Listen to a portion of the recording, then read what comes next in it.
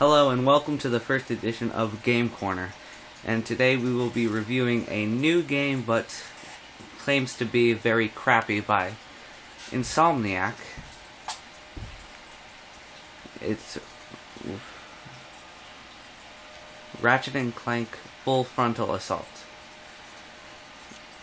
This game was really bad by all the big names out there like IGN and Game Informer, but because they're reviewing it as if it were a $60 game, when I will remind you that it was a $20 game. And this game only has some minor problems, but that's only because it's $20. I mean, how much more perfect do you want it? And this is the opening. Now you can choose from 3 different characters: Ratchet, Clank, or Cork. We prefer Ratchet because he's badass. Anyway, you get on the Starship Phoenix too, which we were surprised that they brought another Phoenix out into this. But anything can happen when Cork gets kicked off of presidency and becomes part of the Q-Force. That's what he likes to call it.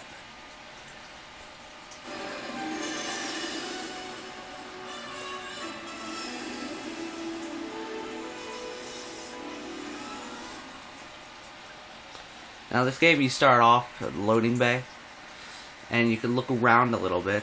You can see all the weapons you have. A part that I didn't like to it was that you could only choose from, say, 10 different weapons at the least to 15 weapons, and you can only get them up to V5, and that really just took away from the Ratchet and Clank series. Although it was corked up a little bit.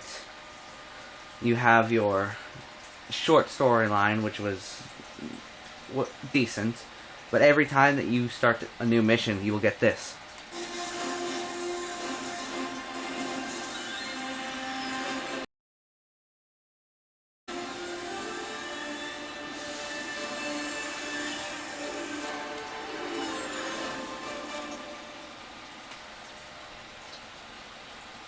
Now, although this game was $20, it was pretty amazing, considering that Insomniac didn't have that much time to deal with it. And it was a huge hit, considering that the last game was All for One, which, in my opinion, was one of the worst Ratchet and Clank games ever, because it took away from the storyline and had nothing to do with the original Ratchet and Clank. This sort of ties it back into, like, this main storyline, because you got Cork, who's out of presidency, and they will build on that in the next series.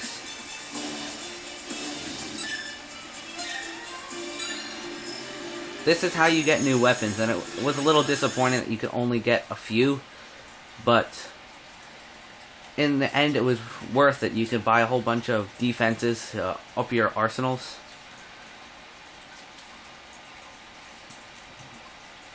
You have to protect your generator so that then you can protect the cities. And this game handles co-op very well. It's outstanding. The online community is just phenomenal. I'm surprised that IGN, Game Informer, gave this such a poor review, because it is one of the best Ratchet and Clank games of 3. And since there are no real problems with this game, it will be coming out with the PS Vita version, and people will be able to play that all the time, which I will be playing that very often. It's a very good understanding game, however, it's misunderstood because people think it was like the last game. In my opinion, I wasn't going to get this at first because of All for One, but after seeing how you could play it and how it could tie into the original Ratchet and Clank again, and play as not only Ratchet, but Cork and Clank, and be the own solo act, or you can go co-op with your buddies, and you could do the team of Ratchet and Clank, or whatever you guys can come up with those 3. Now, the boss in this game is fairly decent, unless you have all V5 weapons. If you have V5 weapons, you can... Your objective is to try to beat all the is to try to beat all of the times, such as right down here. You have your best times, expert times, your Olympian times, and your dev times. You get a skill point if you beat each one of them. As you can see, we've beaten them already. That's your goal.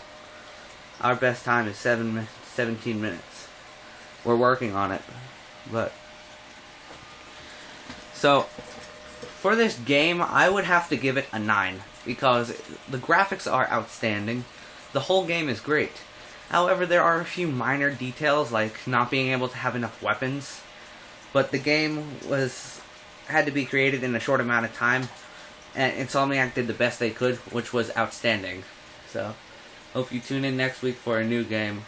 This has been Game Corner.